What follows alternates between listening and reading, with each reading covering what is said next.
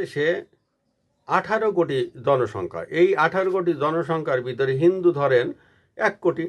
ভারতে 140 কোটি জনসংখ্যা, সেখানে মুসলমান ধরেন 20 কোটির উপরে।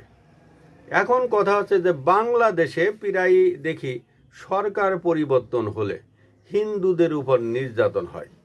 আমি সম্প্রতি একটা কন্টেন্টে দেখলাম একজন ব্যক্তি এই কথাগুলো বলছে, তা যার কারণে আমি আজকে এই কথাটা আবার পুনরায় আপনাদের রিপিট করে বলছি। সেটা আছে যে বাংলাদেশে যে 1 কোটি হিন্দুরা আছে, এই যে আমরা অনেক সময় এদের উপরে নির্যাতন করি এবং অনেক ধরনের এদের ঘর বাড়ি ছাড়া করা হয়। যখন যে সরকার আসে, শুধু এই সরকার বলে না বা ইউনুস সরকার বলে না, আওয়ামী লীগ সরকার বলে না, আওয়ামী লীগকে হিন্দুরা ভোট দেয়, তারপরেও আওয়ামী লীগের শাসনামলে এই দেশে হিন্দুরা কিন্তু অনেক নির্যাতিত হয়েছে। এখন কথা আছে যে আমাদের এই 1 কোটি হিন্দু যদি ইন্ডিয়া চলে যায় আর 20 কোটি মুসলমান যদি বাংলাদেশে আসে, তখন আমাদের বাংলাদেশের অবস্থা কি হবে?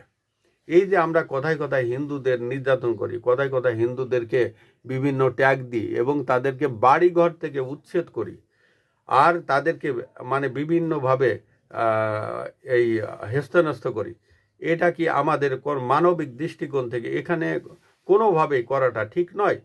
কারণ ইন্ডিয়া যদি এখন যুদ্ধ লাগে, এই হাজার হাজার কোটি কোটি মুসলমান বাংলাদেশে চলে আসবে, হিন্দুরা কম আসবে। তখন কি হবে? এই যে আমাদের পার্শ্ববর্তী দেশ যে যুদ্ধ লাগিয়েছে, এই রোহিঙ্গা মুসলমানরা আমাদের বাংলাদেশে আসছে, এটা নিয়ে আমরা কিন্তু অনেক বিপদে আছি, অনেক বিপদে আসছি। তাদের খাদ্য, বস্ত্র, বাসস্থান সব কিছু আমাদেরকে দিতে হচ্ছে। আর ইন্ডিয়ার মুসলমানরা আসলে তখন আমাদের ওই বঙ্গোপসাগরে যায় বাঁশ দিয়ে বিল্ডিং বানাই থাকা ছাড়া আর কোনো উপায় হবে না। ওই মাছ আর ঘর বাইতে বঙ্গোপসাগরে থাকতে হবে। কারণ এমনি 18 কোটি মানুষের দেশ, আমরাই থাকতে পারছি না। আর ওদিকে 20 কোটি 20 লক্ষের উপরে আমাদের দেশে বিহারি এবং রোহিঙ্গারা আছে। এটা নিয়ে আমরা অনেক সমস্যা আছি। এই জিনিসটা আমাদের চিন্তা করা উচিত।